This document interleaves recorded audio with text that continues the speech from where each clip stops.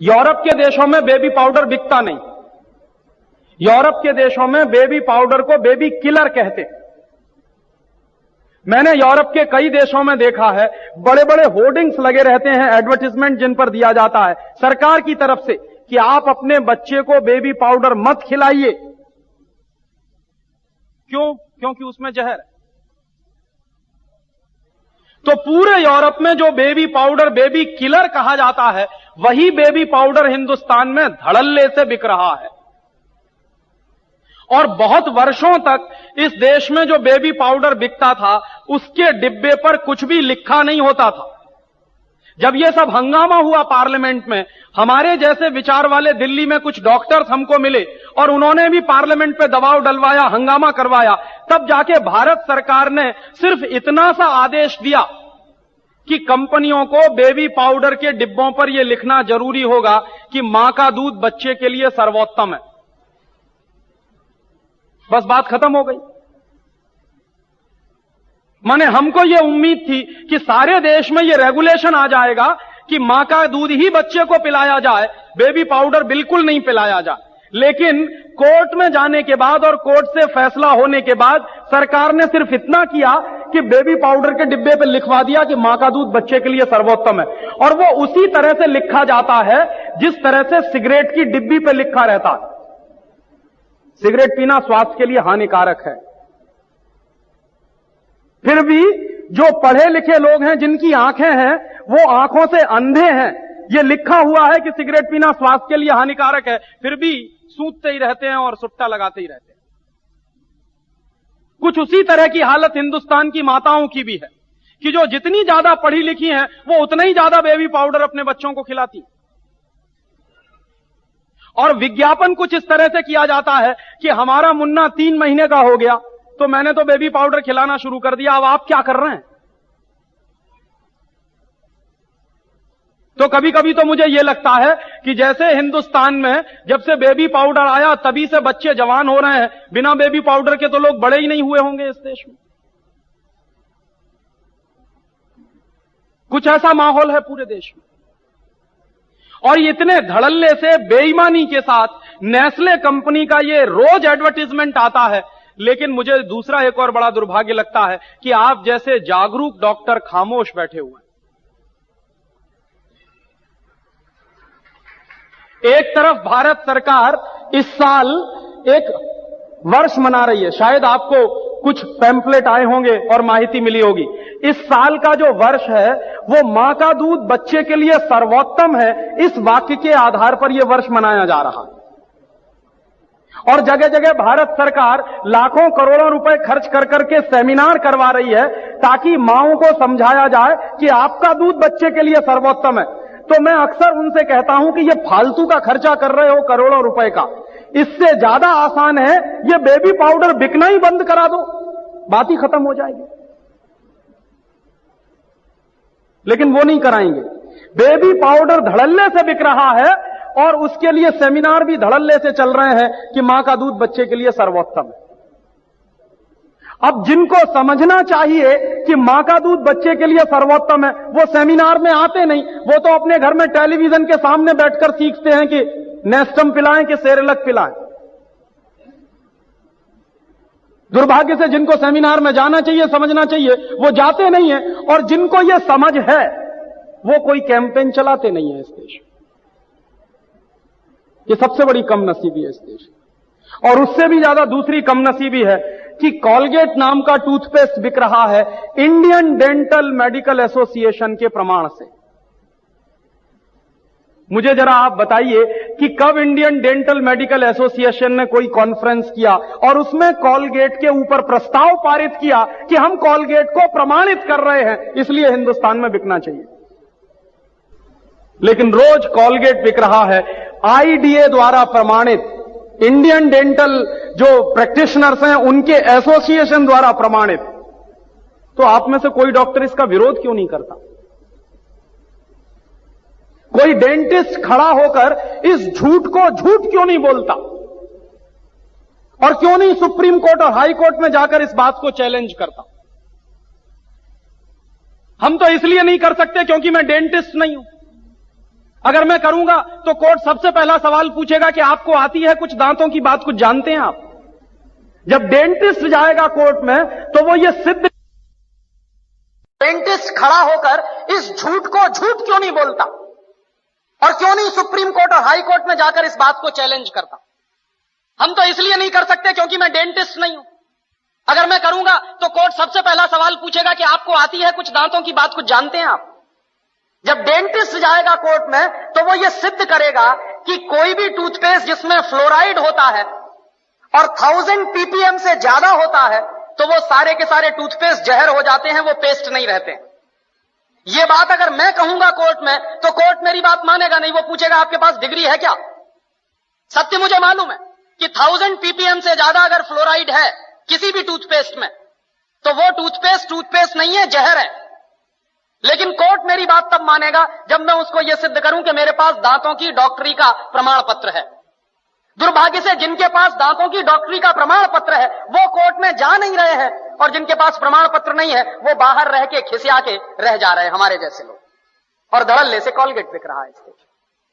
माने मुझे कभी कभी लगता है कि हिंदुस्तान के सारे डेंटिस्टों का यह सरासर अपमान है जो रोज टेलीविजन पर विज्ञापन के रूप में दिखाया जाता है। ऐसे ये कंपनी है हिंदुस्तान लीवर, वो अपना लाइफ बॉय साबुन बेच रही है, family doctors welfare association of India द्वारा प्रमाणित। ये कौन सा एसोसिएशन इस देश में बन गया और कब इन्होंने लाइफ बॉय साबुन को प्रमाण पत्र दे दिया? लेकिन रोज विज्ञापन उनका ये है, और हम सब खामोशी के साथ बैठते हुए इसको देख रहे हैं। और ये देश के साथ भयंकर गद्दारी का काम चल रहा है, बेईमानी का काम चल रहा है। हिंदुस्तान में विदेशी कंपनियां अपना जहर बेच रही, जिनको मालूम है कि इसमें जहर है वही शांत हैं। जितने डॉक्टर्स हैं न्यूट्रिशनल, जिनको न्यूट्रिशन का बहुत ज्ञान है, दिल्ली में एक डॉक्टर जैन है ऑल इंडिया इंस्टीट्यूट में, जो न्यूट्रिशन डिपार्टमेंट के हेड माने जाते हैं। मैंने एक दिन पूछा कि डॉक्टर साहब ये पेप्सी कोला में क्या है? तो कहने लगे कार्बन डाइऑक्साइड है। मैंने कहा और क्या है? फॉस्फोरिक एसिड है। मैंने कहा और क्या है? सोडियम ग्लूटामेट है। मैंने कहा और क्या है? पोटेशियम सॉर्बेट है। मैंने कहा और क्या है? कि इससे ज्यादा और क्या चाहिए तुमको? ये 4 जहर ही काफी है आदमी को मारने के लिए। तो मैंने कहा कि अगर ये पेप्सी कोला में 4 जहर हैं तो आप इस बात को गांव गांव में कहते क्यों नहीं जाके? पेप्सी कोला तो गांव गांव में घूम घूम के कह रहा है कि लहर पेप्सी है, तो आप गांव गांव में घूम के कहते क्यों नहीं कि ये जहर पेप्सी? आप जब मानते हैं कि उसमें ये जहर हैं 4, लेकिन आप गांव गांव में घूम घूम के कहते क्यों नहीं? तो चुप हो गए। तो मैंने उनसे कहा कि आपके पास जो ज्ञान है उस ज्ञान का देश के लिए क्या उपयोग है? आपने ये जो ज्ञान हासिल किया, डॉक्टरी की पढ़ाई पढ़ी है, लाखों रुपए इस देश का आपने खर्च किया है, और लाखों रुपए खर्च करके जो ज्ञान अर्जित किया है उसका इस देश को रिटर्न क्या मिल रहा है? तो कहने लगे फुर्सत ही नहीं है। तो किससे फुर्सत नहीं है? व्यक्तिगत स्वार्थ से फुर्सत नहीं है। तो मैंने कहा एक दिन डॉक्टर साहब ये सारा का सारा देश बर्बाद हो जाएगा और इस देश की नौजवान पीढ़ी बर्बाद हो जाएगी, और हो सकता है आपके बेटा बेटी भी उसमें बर्बाद हो जाएं, तब भी आप कहेंगे कि आपको फुर्सत नहीं।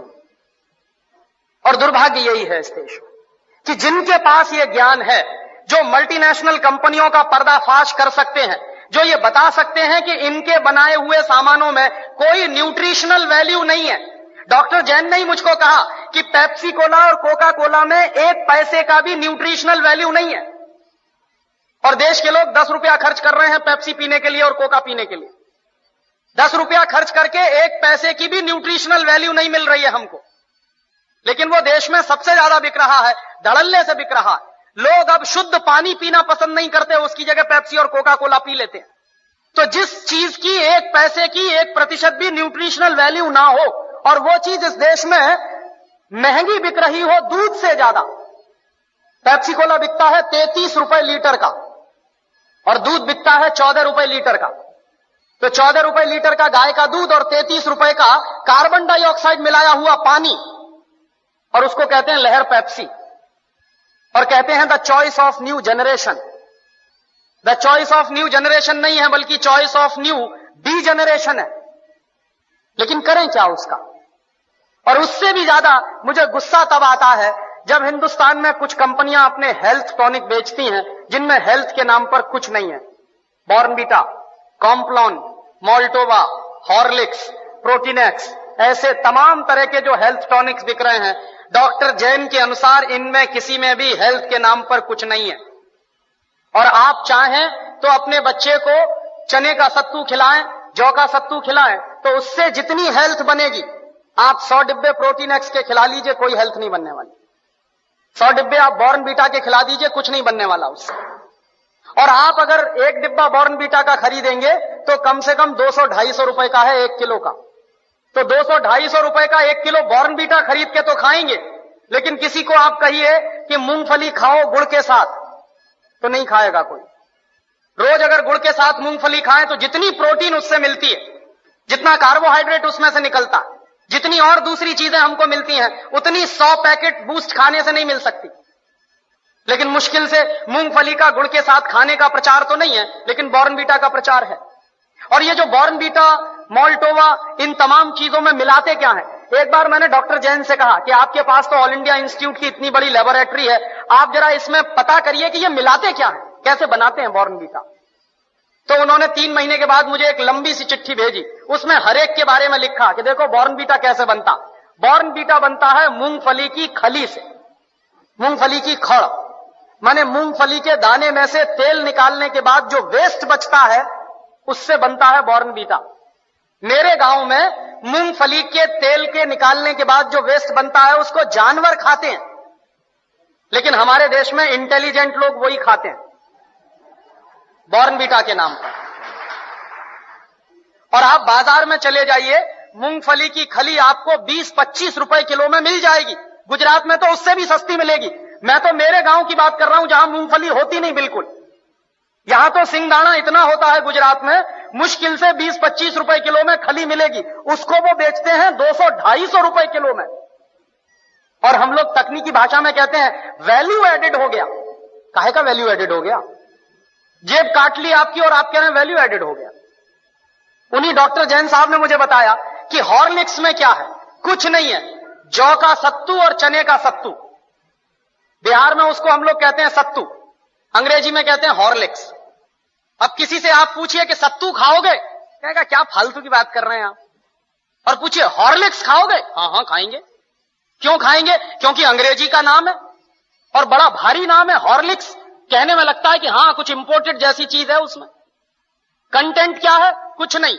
उस पर लिखा हुआ है साफ साफ, इट इज मॉल्टेड। मॉल्ट माने ही होता है जौ का सत्तू। जौ का सत्तू बाजार से खरीद लीजिए, चने का सत्तू बाजार से खरीद लीजिए, 20-25-30 रुपए किलो में मिलेगा। लेकिन हॉर्लिक्स खरीदिए तो 160 रुपए में 1 किलो मिलेगा।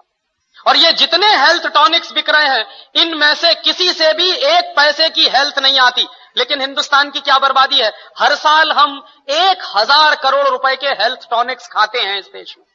हर साल 1 पैसे भी हेल्थ जिससे नहीं आती, सिर्फ एक मेंटल सेटिस्फैक्शन है, कोई हेल्थ नहीं है उससे। लेकिन 1000 करोड़ रुपए के हेल्थ टॉनिक्स इस देश में बिक जाए। क्यों बिकते हैं जानते हैं? टेलीविजन पर एक इडियोटिक एडवर्टाइजमेंट आता, एक छोटा सा बच्चा कूदते हुए आता, कहता I am a Complan boy. एक छोटी बच्ची कहती है I am a Complan girl. इसका माने क्या है? मैं कॉम्प्लॉन का बेटा हूं। और बच्ची कह रही है मैं कॉम्प्लॉन की बेटी हूं। और कॉम्प्लॉन क्या है? टिन का डिब्बा। अब आप तो डॉक्टर हैं, आप जरा बताइए कि टिन के डिब्बा के भी बेटा बेटी हो सकते हैं? ऐसा कोई साइंस है दुनिया में? लेकिन चल रहा है सारे देश में। इसलिए बिक रहा है कॉम्प्लॉन, इसलिए बिक रहा है बॉर्नवीटा। और क्या उसका नाम है तेंदुलकर। वो कहता है मेरी शक्ति बूस्ट, माने सचिन तेंदुलकर की शक्ति बूस्ट। तो सचिन तेंदुलकर की अम्मा को एक आप चिट्ठी लिखिए कि ये सचिन तेंदुलकर बूस्ट पी के तेंदुलकर बना है क्या? कपिल देव की शक्ति बूस्ट। कोई भी खिलाड़ी बूस्ट खा के खिलाड़ी नहीं बन सकता। एक सबसे ज्यादा महंगा खिलाड़ी माना जाता है टेनिस का, उसका नाम है बोरिस बेकर। सबसे ज्यादा ताकतवर भी है। उसकी लगाई हुई एस सर्विस 160 किलोमीटर प्रति घंटे की रफ्तार से निकलती है। माने ट्रेन भी जिस रफ्तार से नहीं जाती, उस रफ्तार से उसकी गेंद जो मारता है वो जाती है। कितनी पावर होगी उसके शॉट्स में। और आप कभी भी बोरिस बेकर को देखिए, खेल जब भी रुकता है 5 मिनट के लिए, 2 मिनट के लिए, बैग में से केला निकाल निकाल के खाता रहता है हमेशा। तो बोरिस बेकर को शक्ति मिलती है केला खा के। तेंदुलकर कहते हैं कि हमको शक्ति मिलती है बूस्ट खा के। केले में जितनी शक्ति है दुनिया के किसी भी हेल्थ टॉनिक में हो नहीं सकती। लेकिन दुर्भाग्य क्या है कि इन चीजों का प्रचार इस देश की जनता में ना के बराबर है। और इस देश की जनता जो है एक अजीब तरह की पैसिमिज्म में जिंदा है। कैसे जिंदा है साहब? शहर में बूस्ट खिलाते हैं तो गांव के लोग भी कहेंगे हम भी खिलाएंगे। शहर में बच्चे को नेस्टम और सेरेलक पिलाते हैं तो गांव की महिलाएं भी कहती हैं कि हम भी करेंगे, क्योंकि वो मानते हैं कि शहर वाले बाबूजी हो गए हैं इसलिए कि वो बूस्ट खाते हैं, इसलिए कि वो सेरेलक और नेस्टम पिलाते हैं, इसलिए गांव के लोग भी बाबूजी बनने के चक्कर में वही सब कर रहे हैं जो शहर के लोग कर रहे हैं। और ये 100% इस देश के लोगों की इग्नोरेंस है। और ये इग्नोरेंस बिना पढ़े लिखे लोगों में होती तो मेरे समझ में आता कि ठीक है, लेकिन सबसे ज्यादा ये इग्नोरेंस जो है वो पढ़े लिखे लोगों में है, जो डिग्री होल्डर है, जो कहीं से पीएचडी करके निकले, जिन्होंने साइंस पढ़ा है, वही आज सबसे ज्यादा अनसाइंटिफिक हो गए हैं। और तब ऐसी स्थिति में आप पूछेंगे कि हम क्या करें। मैं आपसे बहुत उम्मीद लेकर आया हूं। आप इस देश के लोगों की दुखती हुई रग और दुखती हुई नस ठीक करते हैं। डॉक्टर पर जितना भरोसा होता है किसी पेशेंट को, उतना किसी दूसरे पर नहीं होता। डॉक्टर ने जो कहा वो पेशेंट के लिए ब्रह्म वाक्य हो जाता। डॉक्टर ने अगर कह दिया कि ये दवा तुमको 3 बजे खानी है तो दुनिया जहान में कुछ भी हो जाए वो 3 बजे ही खानी है। और अगर जरा आगे पीछे हो गया और उस दवा का कोई भी साइड इफेक्ट हो गया तो मरीज ये मानेगा कि मैंने देर में खाई है इसलिए हुआ है। वो ये नहीं मानेगा कि डॉक्टर से भी गलती हो सकती है कभी। तो इस देश में जाने अनजाने आप लोगों की बड़ी प्रतिष्ठा है मरीजों के मन में। और आप लोगों की जब ये प्रतिष्ठा है तो अक्सर क्या होता है, समाज में जब बड़े परिवर्तन होते हैं तो उन बड़े परिवर्तनों को जब बड़े लोग शुरू करते हैं तो नीचे के लोग फिर उन्हीं को फॉलो करना शुरू करते हैं। तो आपसे मैं बड़ी भारी उम्मीद लेकर आया हूं कि इस बड़े परिवर्तन के काम में आप मेरी मदद करें। तो आप पूछेंगे क्या मदद करें? सबसे पहली और सबसे आसान मदद जो आप कर सकते हैं इस काम में वो ये कि जो विदेशी कंपनियां हिंदुस्तान की सरकार पर दबाव डालकर हमारा पेटेंट एक्ट बदलवा रही हैं, उन विदेशी कंपनियों की दवाएं लिखना आप बंद कर दीजिए।